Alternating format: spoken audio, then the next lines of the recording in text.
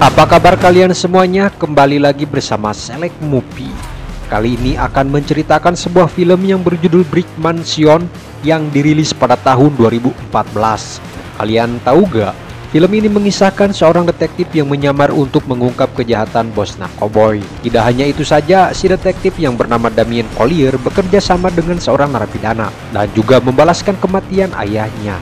Apakah kalian semua penasaran dengan alur ceritanya? Maka dari itu tonton dari awal sampai selesai, oke?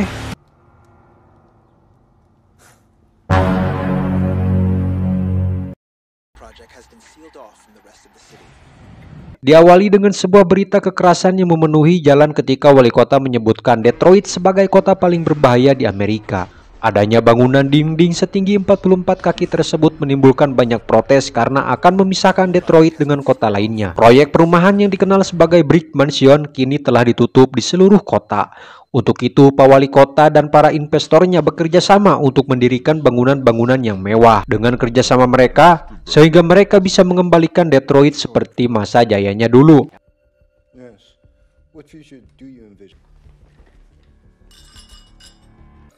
Selanjutnya kita akan berfokus pada seseorang yang bernama Lino. Dia baru saja pulang dengan mencuri 20 kg narkoboy dari seseorang bernama Keitru. Keitru datang menghampiri kedua teman Lino untuk mencari keberadaannya karena Lino sudah berani mencuri darinya. Karena kedua teman tersebut berbohong, Keitru menghabisinya dengan pulpen. Ternyata dia tidak sendirian, melainkan bersama orang-orangnya yang langsung mengepung tempat tersebut dan mencari Lino. Lino sendiri tengah sibuk menaburkan serbuk tepung tersebut ke dalam bak mandi dan menaburkan cairan soklin ke dalamnya.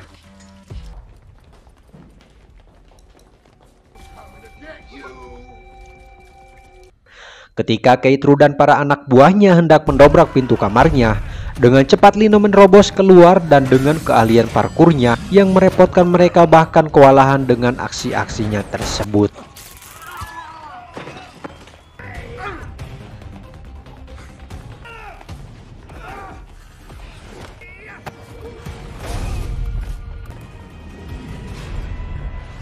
Lino bergelantungan seperti menaiki zipline untuk pindah ke gedung lain. Dan pada akhirnya berkat kelincahannya, Lino berhasil lolos dari mereka. Sementara itu seorang detektif yang tangguh dan memiliki jiwa keberanian yang tinggi bernama Damien Collier. Dalam misinya kali ini dia akan menangkap seorang bos yang memperdagangkan narkoboy bernama Giorgio. Giorgio mendapatkan telepon dari Keitru kalau saat ini dia membutuhkan 20 kg serbuk. Sebagai orang yang sedang menyamar dan melancarkan tugasnya, Damien mengatakan kepada Giorgio bahwa dia bersedia untuk mengirimkan paket tersebut kepada Keitru.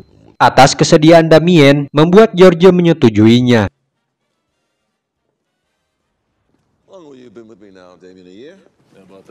Sebelum itu, Damien dibawa ke tempat di mana si Giorgio memproduksi serbuk narkoboy dan mengambil 20 kg narkoboy untuk nantinya diantarkan kepada Keitru. Sementara itu, anggota Damien di kepolisian tengah mengintai dari luar.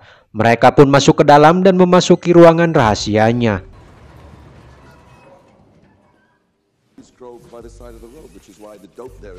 Disinilah Giorgio memproduksi barang haram, di mana dia menjelaskan kepada Damien cara dia menjalankan bisnisnya hingga mendapatkan cuan yang banyak. Tak lama Giorgio melihat dari CCTV adanya mobil polisi di tempat mereka. Giorgio panik dan menodongkan senjata kepada mereka siapa yang telah membocorkan keberadaan mereka. Lalu Giorgio menembak salah satu bawahannya yang membuatnya kesal. Saat para karyawan Giorgio berhamburan keluar, diam-diam Damien menekan tombol yang ada di jamnya agar para polisi segera bergerak. Giorgio tidak sadar kalau Damien adalah seorang detektif yang akan menangkap dirinya. Damien menahan Giorgio dan menyuruh anak buah Giorgio untuk membuang senjatanya ke dalam tangki yang berisikan lauk. Damien menyuruh mereka tiarap sebelum teman-temannya datang di sana.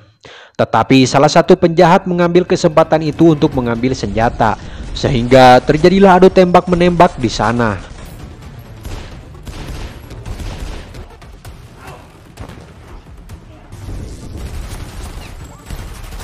Salah satu penjahat mencoba menggunakan kampak berharap bisa menghabisi Damien, tetapi dengan sajam tersebut belum cukup bagi Damien karena dia memiliki keterampilan berkelahi di atas mereka. Sehingga Damien yang tidak ingin misinya kali ini sia-sia, dia berusaha mengejar Giorgio yang ingin kabur dengan mobilnya. Dengan keberaniannya Damien bergelantungan di mobil tersebut meski dengan kecepatan penuh.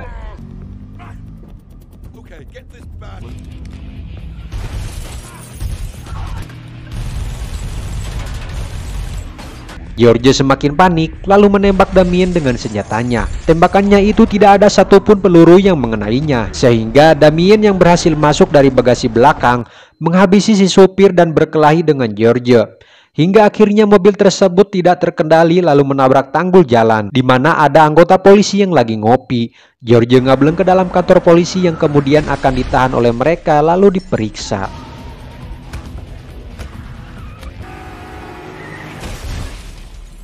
Selesai menjalankan misinya, Damien pulang ke rumahnya. Dia selalu meratapi foto sang ayah dan masih menyimpan dendam kepada seseorang yang telah membunuhnya. Selesai mandi, Damien menandai target selanjutnya.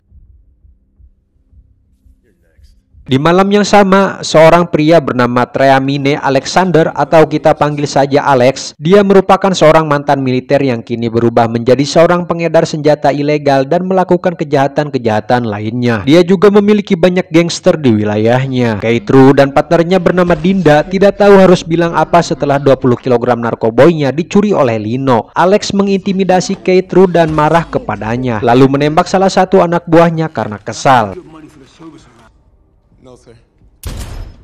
Keitru mempunyai ide untuk menangkap Lino. Dalam idenya tersebut, mereka akan menculik kekasihnya karena Lino pasti akan muncul di sana. Di keesokan paginya, Keitru dan partnernya menemui pacar Lino di sebuah kafe. Dia bernama Lola, merupakan pacarnya Lino dan dia juga merupakan seorang pelayan di kafe ini. Lola panik dan berusaha kabur, tetapi mereka berhasil menculiknya setelah dibogem. Kemudian Lola dibawa ke hadapannya Alex. Alex bertanya kepada Lola agar memberitahu keberadaannya Lino, di mana Lola menjawab kalau dia sekarang tidak ada hubungan apa-apa. Alex tidak percaya atas jawabannya tersebut dan akan menyandra Lola sampai Lino muncul.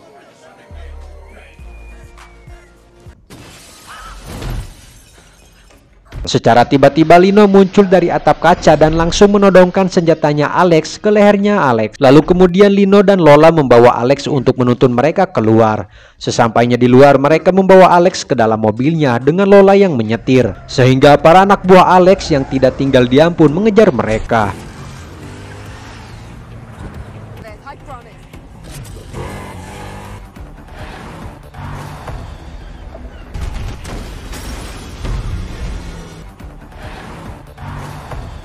Sesampainya di perbatasan, Lino menyerahkan Alex ke sipir penjara. Tetapi karena Alex sudah menguasai kecamatannya, sehingga situasi berubah dan Lino sendiri yang ditahan, sedangkan Lola diculik oleh mereka. Kesal dengan sipir penjaga, Lino tak tanggung-tanggung dengan menghabisi si sipir penjaga. Terlihat Damien sedang menghadiri pertemuan dengan wali kota, di mana wali kota menceritakan kejadian tadi malam yang mana terjadi sebuah pembajakan terhadap transportasi pemerintah. Mereka membawa sebuah bom neutron di mana perangkat tersebut dilengkapi dengan sebuah mekanisme anti pencurian yang akan terpicu jika kopernya dibuka dengan cara yang salah. Mereka meminta Damien untuk menyusup ke sana. Mereka juga memberikan detail-detail si Alex dan profesi yang si Alex jalankan.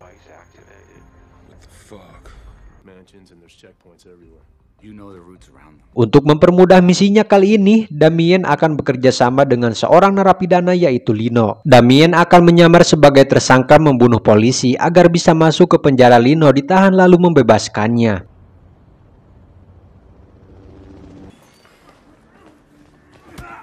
Sesuai rencana, Damien dibawa ke dalam mobil bersama Lino. Damien membuka borgolnya, kemudian membuka pintu belakang mobil lalu menghajar si penjaga. Setelah itu Damien melepaskan borgolnya Lino, lalu mereka berkelahi sebagai langkah perkenalan awal.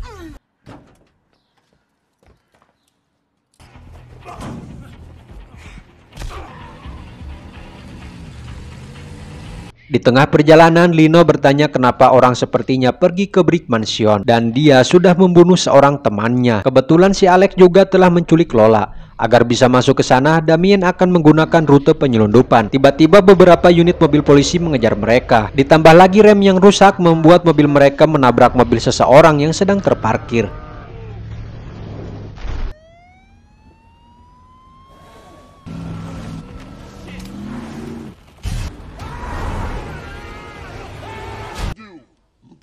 Lino yang sudah menyadari kalau Damien merupakan seorang polisi, Lino memborgol Damien lalu meninggalkannya. Beberapa saat kemudian, seorang pria menodongkan sepucuk pistol karena mobilnya menjadi rusak setelah ditabrak oleh mereka. Dengan santai Damien mengatakan bahwa remnya rusak, bro.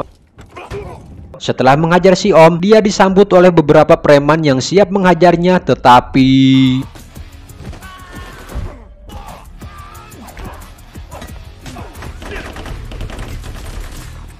Damien langsung lari karena ada gangster yang menembakkan senjata dari atas gedung. Tak sulit bagi Damien yang merupakan seorang polisi untuk menemukan Lino karena dia sudah memasukkan pelacak chip kecil ke dalam sakonya saat berkelahi. Di mana Lino menegaskan bahwa hukum tidak berarti apa-apa jika tidak ada keadilan dan polisi hanyalah sampah bagi para korup. Damien juga menjelaskan bahwa dia akan menangkap si Alex sebelum senjata yang ia bajak menghabisi orang-orang yang ada di Brick Mansion. Dia juga mengatakan bahwa tidak semua orang di luaran sana adalah bajingan. Sama seperti di kota ini, mereka tidak semuanya selalu melakukan kejahatan. Damien juga tidak peduli apa yang akan terjadi padanya karena dia yakin sudah berusaha berjuang untuk kebenaran yang jauh lebih baik daripada duduk diam mengeluh betapa buruknya dunia.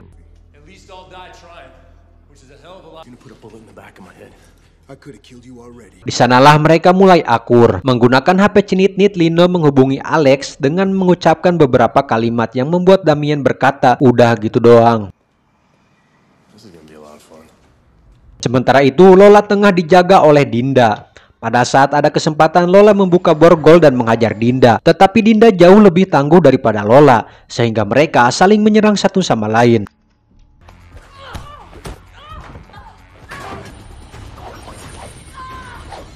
Kembali kepada Damien dan Lino, di mana mereka memutuskan untuk menemui si Alex. Sontak preman yang berjaga pada naik dan menggiring mereka berdua ke sana.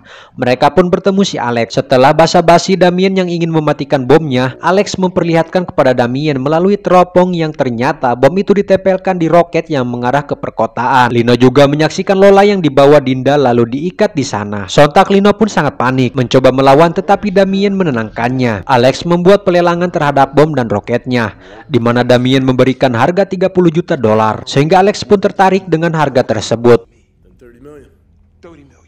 Lalu meminjamkan ponsel untuk secepatnya merealisasikan dan menghubungi orangnya. Namun karena keuangan mereka hampir bangkrut sehingga mereka tidak bisa mengirimkan uangnya dan menyuruh Damien untuk mencari solusi lain. Setelah diverifikasi oleh orangnya, beruntung bank ditutup selama 25 menit.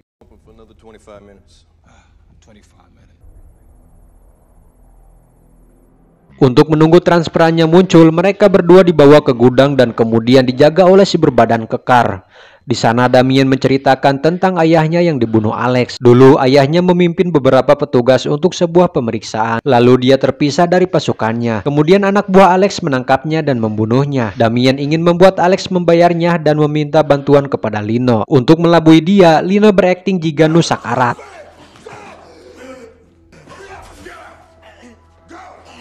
Mereka dibawa dan ada kesempatan. Mereka salto ke belakang dan melarikan diri dari sana. Sesampainya di luar, mereka melihat mobil seorang pria lalu menghajarnya dan mengemudi mobil tersebut berharap lolos dari mereka.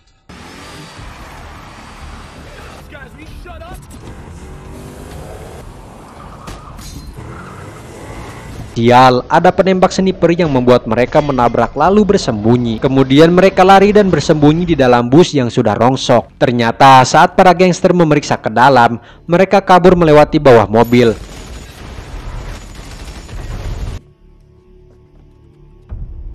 Mereka lagi-lagi berhadapan dengan para gangster yang masih mengejar mereka. Mereka memutuskan untuk berpencar, kemudian lari berlawanan dan kemudian mereka menghajar si sniper yang dari tadi terus mengeker mereka. Alex meminta anak buahnya untuk membuka rekening mereka, tetapi ternyata mereka telah dibohongi dan tidak ada transferan sama sekali. Karena sudah merasa ditipu, Alex akan meluncurkan roketnya. Tak bersilang lama alat kendalinya disniper oleh Damien. Alex pun mulai murka dan mengerahkan semua gangsternya untuk menangkap Damien. Sesampainya di atas gedung, Lino membuat ancang-ancang untuk melompat ke jendela gedung sebelah. Tetapi Damien bertanya kalau itu ide yang buruk, bro.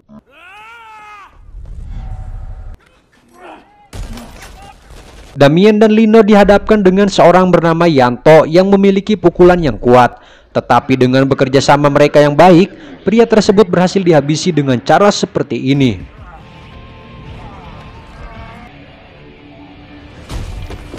Alex memperbaiki alat pengendali bom, di mana dia menghentikan tekadnya yang ingin menghancurkan jutaan orang. Tetapi Dinda kecewa dengan sikapnya si Alex karena sudah menjadi sia-sia. Bahkan banyak rekannya yang gugur, sehingga Dinda menembak si Alex di sana. Kemudian Lola menjatuhkan Dinda ke bawah. Tak lama kemudian Damien dan Lino muncul di sana, di mana Damien menodongkan senjata kepada Alex dan mengatakan bahwa ayahnya dibunuh saat menggerebek markasnya. Alex menjawab bahwa ayahnya tersebut telah dijebak oleh anak buahnya sendiri dari belakang. Alex melihat kejadian itu dengan matanya sendiri. Kode bom yang didapatkan Lino ternyata adalah kode pos mereka dan menganggap bahwa ini adalah sebuah jebakan. Tetapi Damien menjawab mungkin itu sebuah kebetulan saja. Damien memaksa akan memasukkan kode tersebut, tetapi Lino mencegahnya sehingga terjadi perkelahian antara mereka berdua. Waktu bom meledak terus berjalan, di mana Lino meyakinkan Damien dan sampai waktunya habis, ternyata tidak terjadi sesuatu. Damien menganggap kalau dirinya telah dibodohi. Alex mengatakan kepada Damien meskipun dirinya sudah melakukan banyak hal buruk, tetapi dia sama sekali tidak membunuh ayahnya. Lalu Damien meratapi lencana polisinya karena sudah tidak percaya lagi dengan polisi, kemudian melemparnya. Sehingga dia berniat mengembalikan bom itu ke hadapan wali kota. Damien berjanji akan menjadikan kota ini menjadi lebih aman dan akan menjadi bagian dari mereka.